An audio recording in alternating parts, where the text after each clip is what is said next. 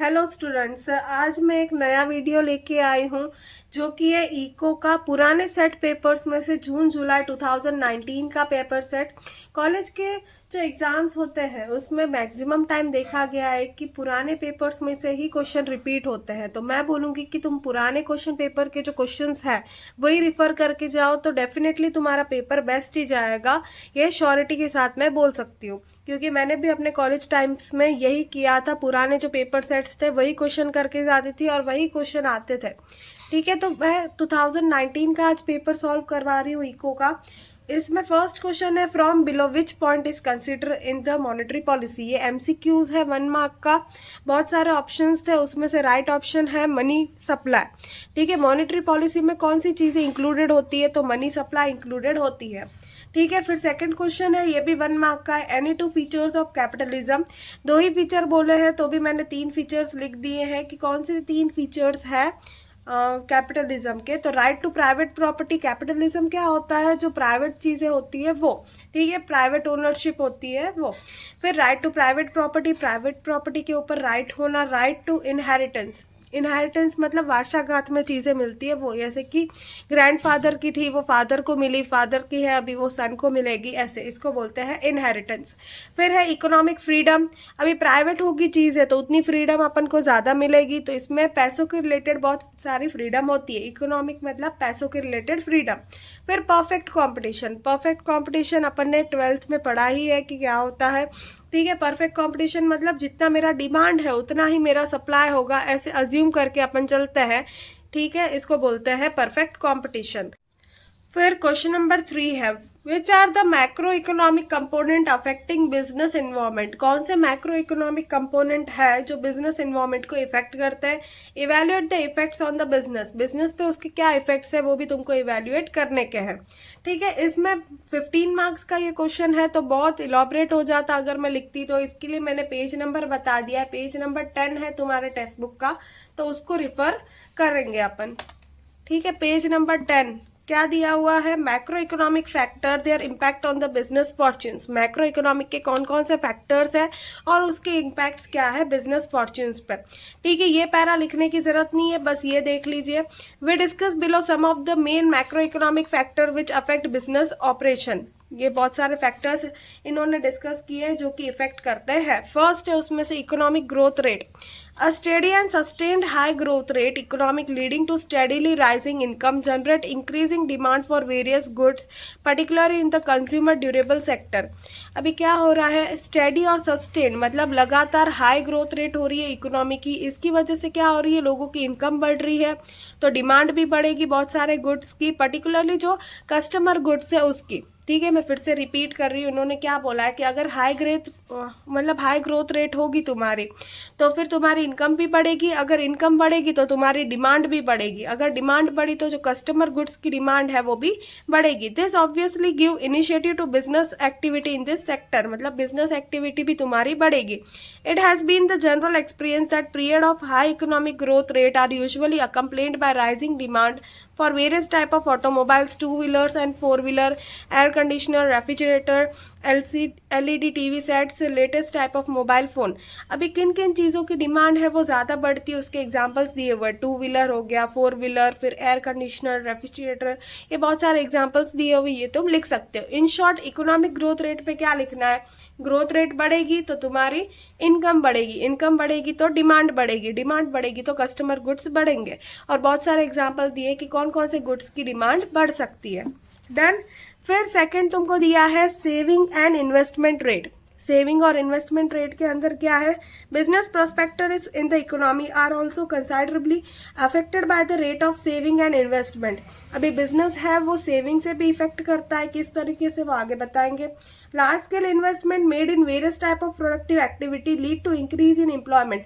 अगर large scale investment अपन करेंगे बहुत सारी एक्टिविटीज में, इसकी वजह से एम्प्लॉयमेंट बढ़ेगा, एम्प्लॉयमेंट बढ़ेगा तो इनकम बढ़ेगी, एम्प्लॉयमेंट मतलब लोगों को काम मिलेगा, जितना ज्यादा लोगों को काम मिलेगा उतना ज्यादा उनकी इनकम हो जाएगी। And generate demand for different types of good, अगर उनके पास पैसे हैं तो अलग अलग गुड्स की डिमांड भी बढ़ेगी। And commodities which in turn act as boost to the business activity, इसकी वजह से जो बिजनेस एक्टिविटीज है वो भी बढ़ जाएगी।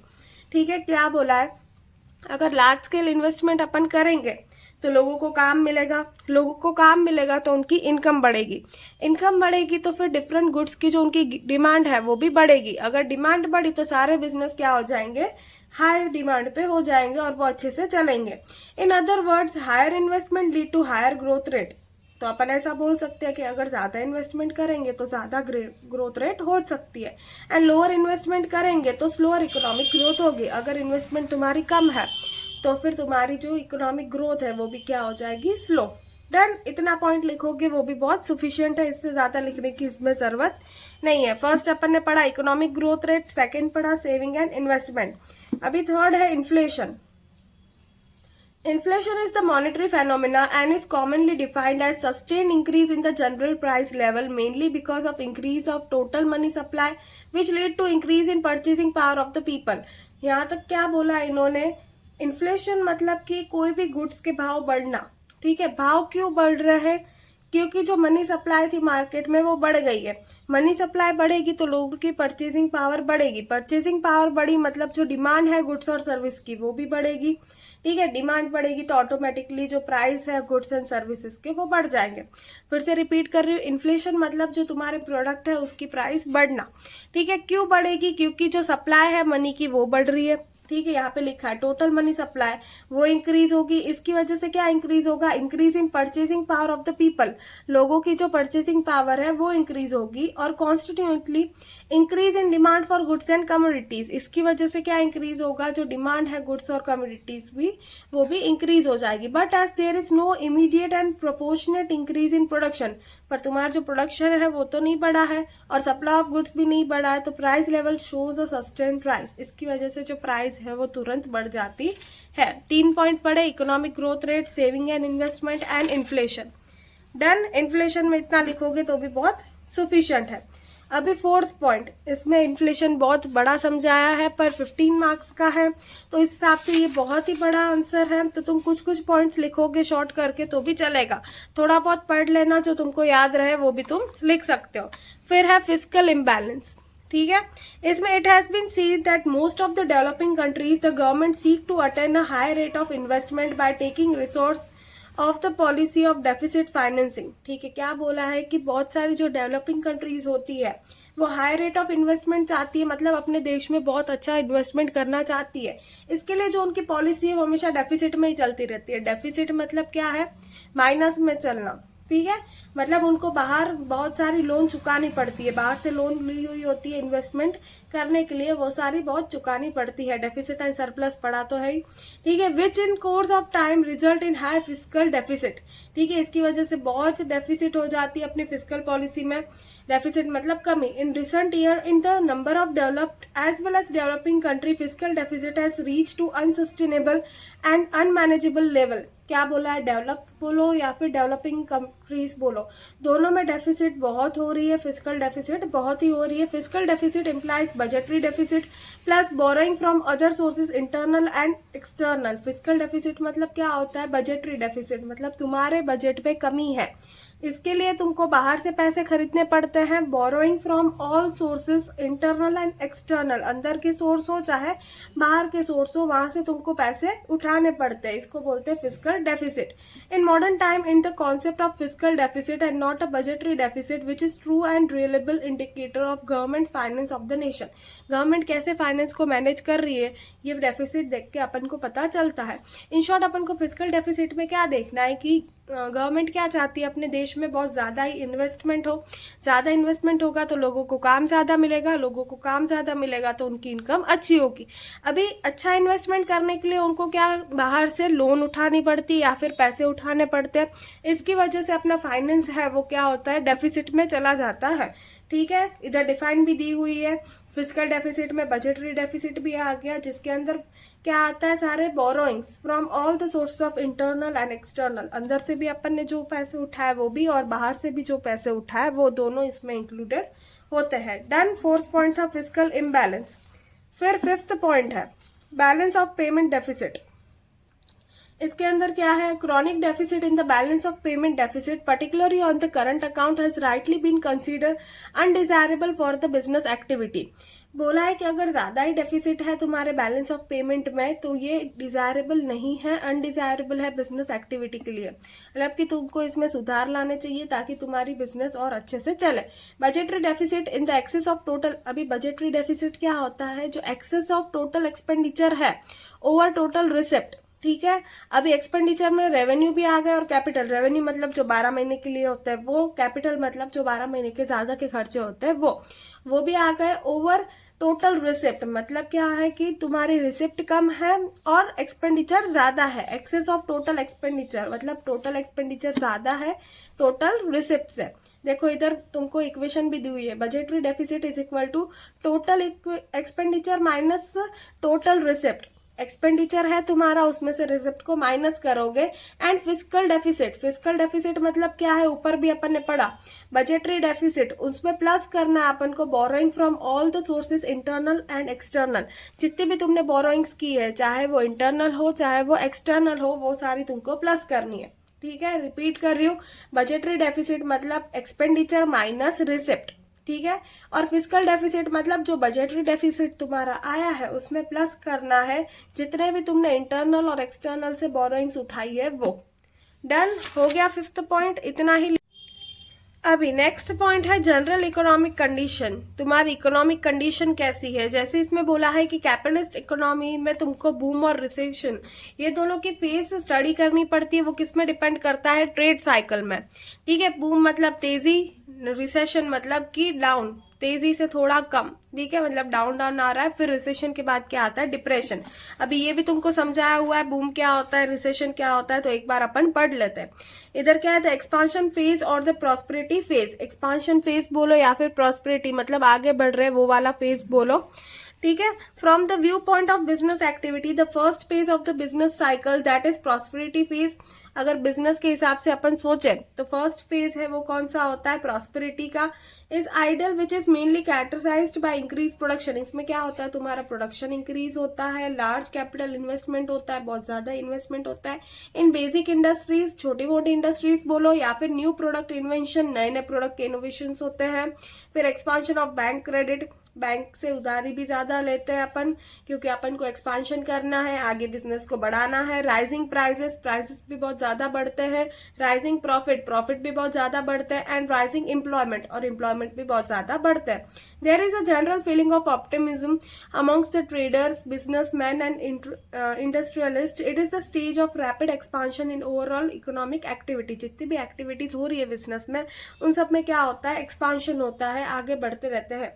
इसकी वजह से अपना प्रॉफिट भी बढ़ता है और आगे प्रॉफिट बढ़ने के चांसेस भी बहुत ज्यादा हो जाते हैं। इसको बोलते हैं एक्सपांशन फेज या फिर प्रॉस्पेरिटी फेज। अब एक्सपांशन के बाद कौन सा फेज है, recession phase. The recession phase mark the end of the expansion phase. जब एक्सपांशन फेज का एंड होता है तब उसको बोलते हैं recession phase. Not only new projects are postponed, इसमें क्या होता है, नए नए प्रोजेक्ट्स होते हैं वो भी पोस्टपोन होते हैं फ्यूचर के लिए। But even those on hand are abandoned, मतलब उसको कैंसिल भी कर दिए जाते हैं कभी कभार।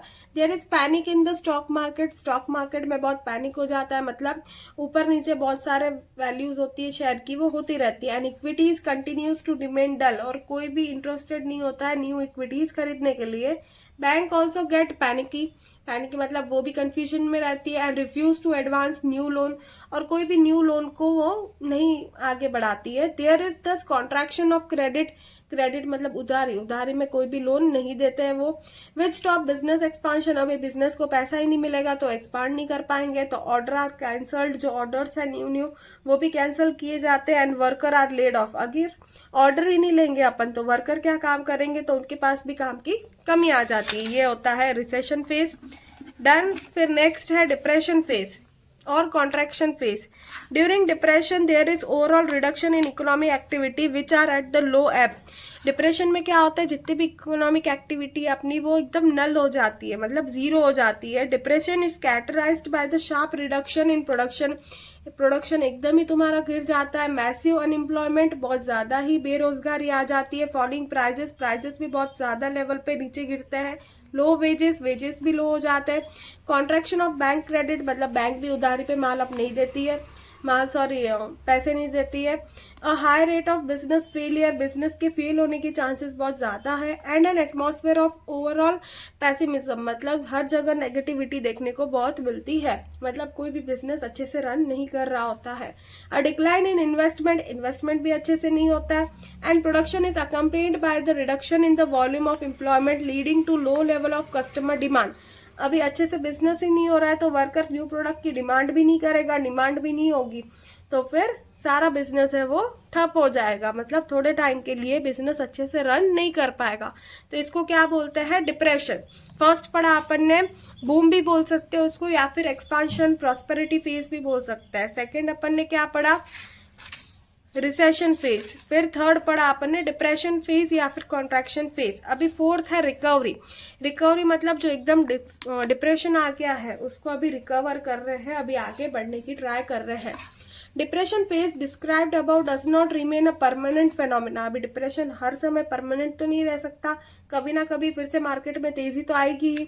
In fact the very forces which made depression so serious work for the revival of the economy. Revival मतलब कि जो पहले कंडीशन थी वैसी कंडीशन वापस लाने की ट्राई करना, ठीक है। This forces come from the within and from the very process of depression itself which finally weakened depression and set in the process of recovery। अभी डिप्रेशन के बाद क्या होता है, हर कोई क्या ट्राई करता है, अभी रिकवरी अपन करते हैं वापस, जैसे बूम वाली सिचुएशन थी वैसे ही अपन वापस उसमें जाते हैं। रिकवरी फेज और the revival phase refer to the lower turning point at which an economy undergo transformation from depression to prosperity.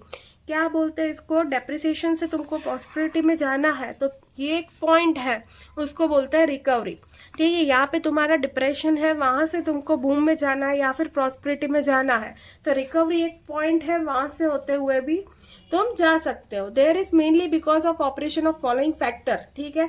फिर से बूम कैसे आएगा, ये वाले सारे फैक्टर्स है, इसकी वजह से आ सकता है। Accumulated stock with traders and manufacture during depression start getting exhausted with the passage of time and therefore this need to be replaced and renew. जो स्टॉक मैन्युफैक्चर के पास बच गया था डिप्रेशन के टाइम पे, उसको जरूरत है रिन्यू करवाने की, तो रिन्यू कराएंगे तो नई नई टेक्नोलॉजीज आएगी, नई नई टेक्नोलॉजीज आएगी तो फिर मार्केट में फिर से डिमांड बढ़ेगी, ठीक है। The prosperity to consume can not become zero even during the lowest point of depreciation. ऐसा तो है नहीं कि कोई भी गुड खरीद ही नहीं रहा है, एकदम जीरो तो कोई भी बिजनेस होता ही नहीं है, कुछ ना कुछ गुड्स तो उसके बिकते ही है। This rise the demand for stock renewal in case of customer goods of mass use, ठीक है। अगर तुम रिन्यू करोगे तुम्हारी टेक्नोलॉजीज और रिन्यू करोगे तुम्हारे गुड्स, तो बहुत सारा पॉसिबिलिटीज है कि तुम्हारा गुड फिर से मार्केट में चलेगा। Likewise, the demand for durable goods which was postponed during depression tends to revive after a certain period of time। अभी बोला था कि कुछ प्रोजेक्ट्स है उसको कैंसिल कर देते हैं, कुछ प्रोजेक्ट्स को वो बाद में पोस्टपोन कर देते हैं। अभी जो पोस्टपोन किया है वो भी तो फिर से स्टार्ट होगा प्रोजेक्ट्स, अभी वो प्रोजेक्ट स्टार्ट होगा तो फिर से अपन प्रॉस्पेरिटी की तरफ जाने लग जाएंगे। डन। अगर इतना भी तुम 15 मार्क्स में लिखोगे इसमें तो भी बहुत सफिशिएंट है, इससे ज़्यादा लिखने की ज़रूरत नहीं है। डन। अभी फोर्थ पॉइंट जो एग्जाम में बहुत बार पूछा गया है